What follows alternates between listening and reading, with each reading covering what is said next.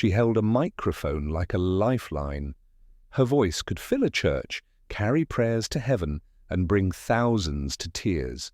But outside the stage, Osinachi Nwachukwu lived in a silence no one could hear. Born on November 12, 1979, Osinachi started singing professionally in 2004, worshipping God in the Igbo language at Dunamis International Gospel Center in Abuja. For years, she sang in her church, pouring her heart into songs of praise, hoping for a breakthrough that never seemed to come. Then in 2017, everything changed. She featured on Ekwueme, a worship anthem by Prosper Ochimana that swept through Nigeria and beyond. The song made her a household name. Her voice became synonymous with hope, with faith, with deliverance. People who had never heard her name before could now recognize her voice in seconds. But behind the stage lights and the applause, a different story was unfolding. She was married to Peter Nwachukwu, a pastor and gospel minister. To the outside world, they seemed like a godly couple serving the Lord together. But inside their home, Osinachi was trapped. He controlled everything, her movements, her money, her performances. Colleagues noticed he was always present during her shows, hovering, collecting her earnings. She could not visit her mother without permission. Her siblings were cut off. Her own family called her mother a witch and forbade her from entering their home.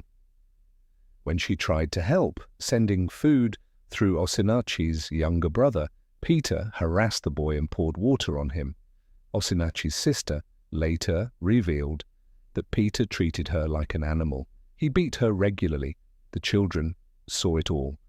They watched their father kick and stomp on their mother.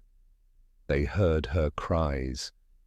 And when they cried too, he recorded their sobbing and played it back on his phone. When Osinachi needed medical care after the beatings, he denied her access to hospitals, even when she was injured. She was not allowed to spend her own money on necessities or health care. She suffered in silence, hiding her pain from the world, believing perhaps that God would intervene or that love could change him. April 2022 began like every other month. Osinachi continued to sing, to smile in public, to lead worship at Dunamis. But something was wrong. During one of their fights, Peter kicked her violently in the chest. The blow was so severe it caused internal damage, blood clustering in her chest cavity. Her brother later asked the doctor what killed her, and the answer was clear: blunt force trauma to the chest. She was rushed to the National Hospital in Abuja, placed on life support, and kept there for 5 days. On April 8, 2022, Osinachi Nwachukwu, the voice behind Ekwueme, died. She was 42 years old. Peter claimed she had died of throat cancer. The doctors initially echoed the same explanation, but Osinachi's family knew better. They demanded an investigation. The autopsy revealed the truth. Her death was not caused by illness, but by physical trauma.